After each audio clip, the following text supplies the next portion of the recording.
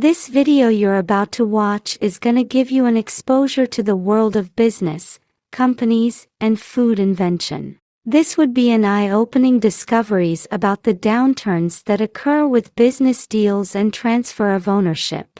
Buckle up as this is going to be an interesting ride. You'd also be learning about the breakthrough of a famous non-alcoholic beer brand that took America by storm. Don't relent in expanding your knowledge. Broaden your horizon by subscribing and becoming part of this family. Leave a like on this video as we take you through a wonderful tour on the mind-blowing events that played out at that period in time. Has it been a while you had Hires root beer? When last did you see it in the market? Is it something rare or common in your domain? I'll allow you reflect of this. Took a sip and was smitten. The delicious herbal tea filled his mouth with the enticing taste of roots, berries, and herbs. At that moment, Charles E. Hires transformed from a pharmacist on his honeymoon to a future entrepreneur whose passion for root beer would make it the widely enjoyed beverage it is today. Root beer is a drink made from the roots of trees, originating from Native American culture. When Charles Hires returned to his job as a pharmacist in Philadelphia, he began delving into the making of root beer. He mixed and remixed the roots and berries and herbs until he believed he had found the perfect mixture.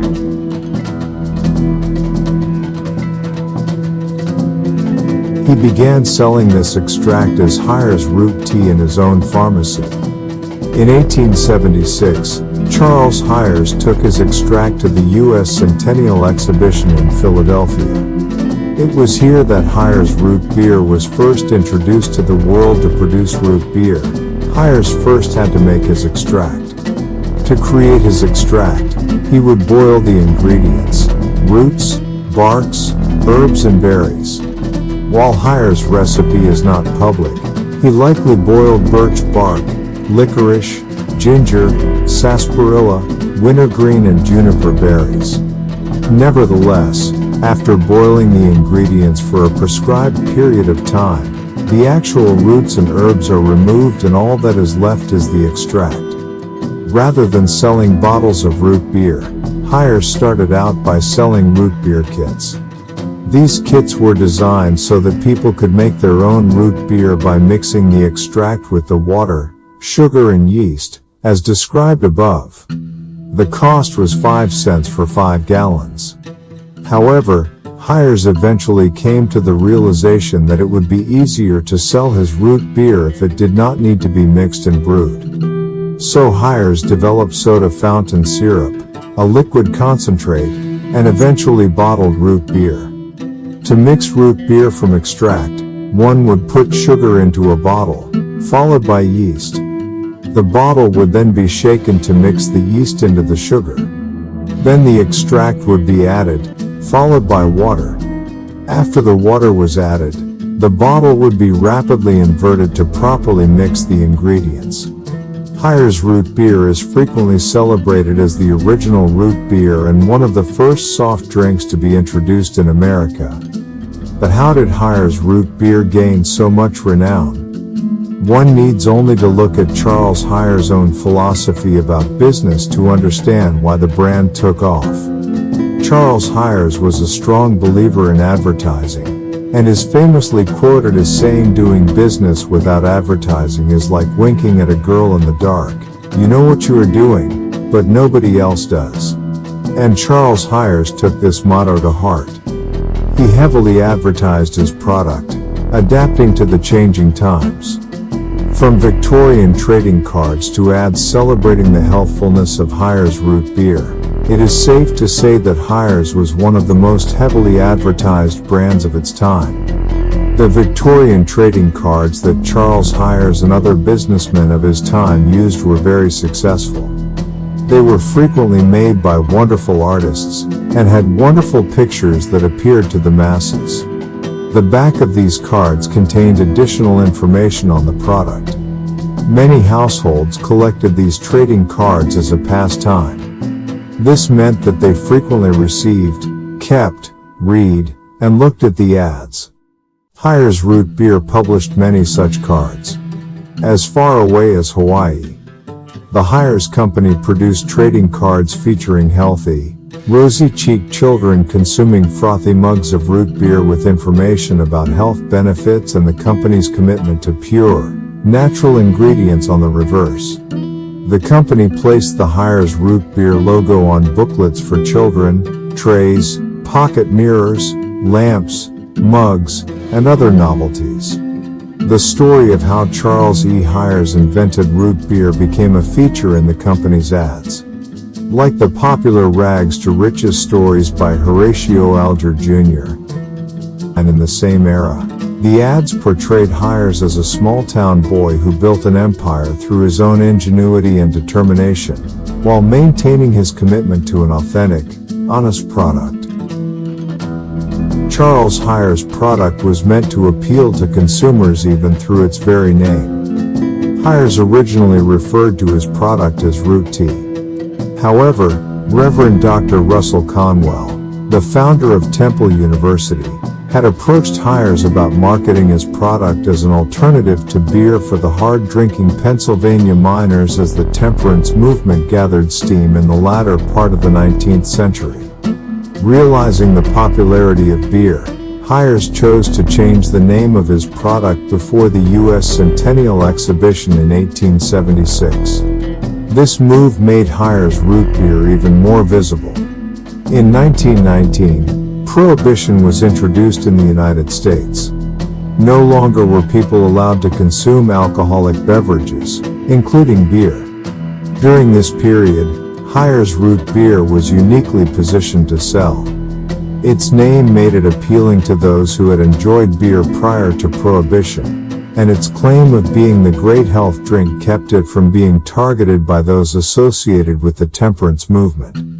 In fact, at times Hires even claimed their root beer had medicinal qualities and could cure tuberculosis, bronchitis, asthma, whooping cough, and diphtheria. Prohibition lasted until 1933, and during that time, Hires continued to solidify itself as one of the most popular and healthy drinks in America. Hires, started in Philadelphia, became one of the first national soft drinks in America through commitment to advertising. Prior to the Hires root beer invention, he struck out on his own in Philadelphia, developing a product for cleaning wool and cotton cloth, using the mineral Fuller's Earth. He called it Hires Special Cleaner, and it sold so well that he was able to investigate new products. Charles Hires has always been an entrepreneurial man nevertheless. As time went by, he had to fight off pirates. In the 1890s, one newspaper wrote that, and I quote, "It is doubtful if any modern commodity, asides money, has been counterfeited more than Hires root beer." This is how much of an impact this man was. His business was that successful. After a protracted lawsuit, a Philadelphia court levied a $1,000 fine against a competing soda fountain operator for selling counterfeit Hires. It somewhat gave the imitators a pause. Imagine how far he had succeeded that imitators had to come along the way. You know what they say, imitation is the best form of flattery. Anytime a brand grows big, somehow knockoff brands start to exist. The root beer tag led to some serious problems with the temperance wave sweeping the country. Hey guys, if you'd like to know more about other temperance drinks after you finish this video, check out our upload on Coca-Cola Bark. Moving on, when an unknown chemist announced his tests on Hires root beer, showing that the soda had alcohol in it, Hires commissioned his own test that showed only as much alcohol as half a loaf of bread. He began referring to it as the temperance drink and the greatest health-giving beverage in the world. Temperance drinks are drinks without alcohol. Nevertheless, In 1895, the Women's Christian Temperance Union, WCTU, denounced root beer as alcoholic and called a nationwide boycott. Even the New York Times ran a story as root beer insidious. The boycott was devastating to Hires sales for a year before Hires advertising stood against the charge, and the WCTU abandoned the boycott in 1896. As the Prohibition era was drawing to a close, the Times ran another story in 1928 about a WCTU meeting in New Hampshire that warned against the fermentation process used to produce root beer. After weighing the pros and cons of the use of yeast, sugar, warmth, and time, the article concluded that, and I quote, "Home brewers and drinkers of the flavored, fermented danger, be not deceived. Nature will have her way with her kick." Regardless of all of these and notwithstanding these pressures and setbacks, Hires revenues ballooned at a 29% rate between 1902 and 1909 as soda fountains sold 65 million glasses of root beer at a nickel each. At its height, the Hires Company had offices throughout the United States and internationally in countries including Australia, Denmark, and England, a subsidiary company in Canada, and a sugar plantation in Cuba. Sadly, Mrs. Hires died in 1910 and Hires remarried a family friend the following year. Suddenly, years later, Charles Hires died at 85 in 1937. The company continued as a family business until 1960. By the 1950s, the Hires Company was struggling as it faced increased competition from other root beer manufacturers such as Barq's in New Orleans, Louisiana, 1898, A&W in Lodi, California, 1919, Independent Breweries Company in St. Louis, Missouri, 1919, Dad's Old Fashioned in Chicago, Illinois, 1937, and Mug in San Francisco, California, 1947. The root beer industry also competed with more popular sodas and other confectionery, such as non-carbonated drinks, candy, gum, and ice cream. Despite steady and sometimes rising sales, the increased cost of materials and labor caused a decline in profit. The Hires family sold its majority share in the company in 1960 to Chicago-based Consolidated Foods Corporation, CFC. Later that year, Hires was liquidated and became the Charles E. Hires division of CFC. Operations continued under local management, with a general office at 206S 24th Street and a bottling plant at 326S 25th Street in Philadelphia, and an additional 7 plants and 400 franchised bottlers in the United States and abroad.